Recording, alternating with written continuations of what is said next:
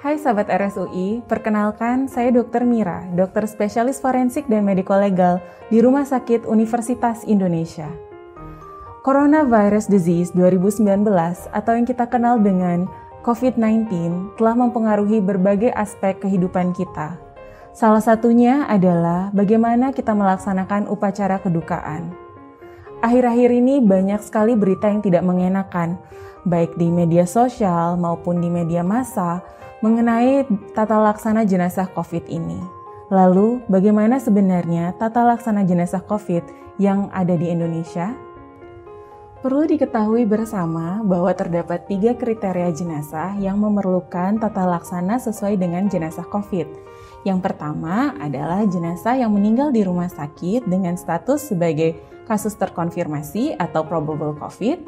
Yang kedua adalah jenazah yang meninggal di rumah sakit dengan status sebagai suspek COVID, di mana hasil swabnya belum keluar. Dan yang ketiga adalah jenazah yang berasal dari luar rumah sakit, yang memenuhi kriteria sebagai kasus terkonfirmasi atau probable COVID. Di sini juga termasuk pada jenazah yang datang sudah dalam kondisi meninggal, atau yang kita kenal dengan istilah dead on arrival atau DOA.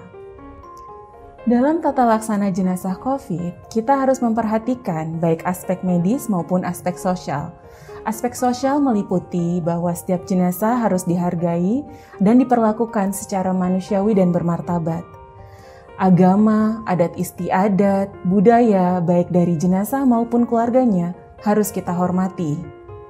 Sedangkan dari segi aspek medis, bahwa setiap petugas yang menangani jenazah harus menerapkan kewaspadaan yang tertinggi atau kewaspadaan universal, sehingga melindungi baik dirinya maupun lingkungan terhadap transmisi dari infeksi tersebut. Pada kematian akibat COVID-19, hal pertama yang harus dilakukan adalah menginformasikan kepada keluarga tentang bagaimana tata laksana jenazah ini.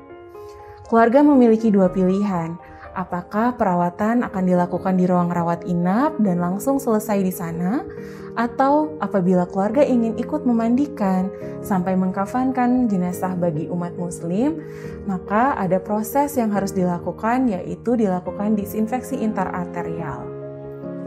Jika keluarga memilih untuk dilakukan perawatan jenazah di dalam ruang rawat inap, maka setelah dilakukan disinfeksi jenazah baik pada permukaan dan saluran pernafasan, keluarga diperkenankan masuk. Tentu, keluarga masuk harus menggunakan alat pelindung diri yang sesuai. Di sana, keluarga tidak diperkenankan untuk mencium atau memeluk jenazah.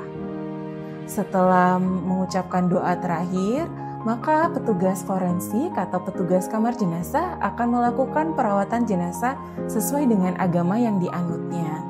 Bagi umat muslim akan ditayamumkan.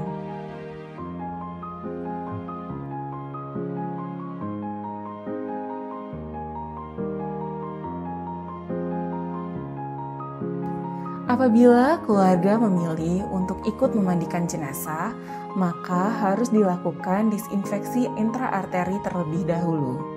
Proses disinfeksi intraarteri ini dilakukan oleh dokter spesialis forensik atau petugas yang memiliki kompetensi dan kewenangan untuk itu. Langkah-langkah dalam proses disinfeksi intraarteri ini, yang pertama adalah dilakukan disinfeksi terhadap saluran pernafasan. Kemudian dilakukan disinfeksi intraarteri, di mana cairan disinfektan akan dimasukkan melalui pembuluh darah dan dipompakan ke seluruh tubuh. Setelah itu, jenazah dilakukan disinfeksi pada permukaannya. Setelah proses disinfeksi jenazah dilakukan, ditunggu sekitar 30 menit, lalu keluarga dapat ikut memandikan jenazah. Keluarga akan dipandu untuk menggunakan alat pelindung diri oleh petugas forensik atau petugas kamar jenazah.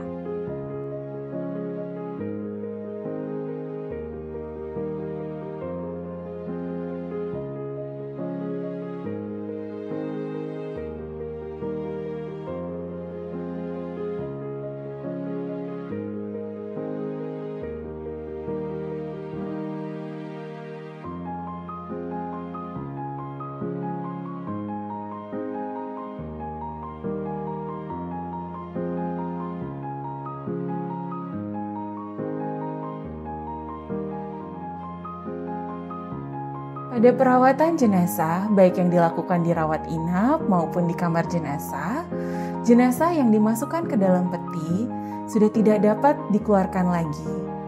Ketika peti sudah ditutup, disegel, dan dibungkus plastik, dilakukan disinfeksi pada setiap lapisan.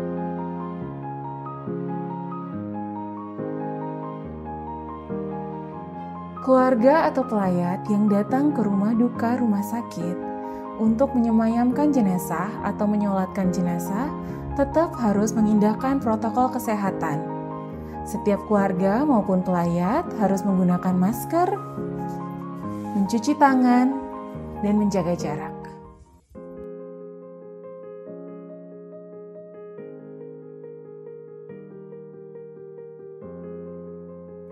Langkah-langkah tata laksana jenazah COVID-19 dibuat dengan mempertimbangkan aspek medis, agama, adat istiadat, dan budaya, dan bertujuan untuk melindungi keluarga, masyarakat, dan tenaga medis, bukan untuk mendiskriminasi orang yang meninggal akibat COVID-19. Apabila sahabat RSUI memiliki pertanyaan terkait pelayanan atau tata laksana jenazah COVID-19, maka sahabat RSUI dapat menuliskan pertanyaan di kolom komentar. RSUI will provide outstanding care.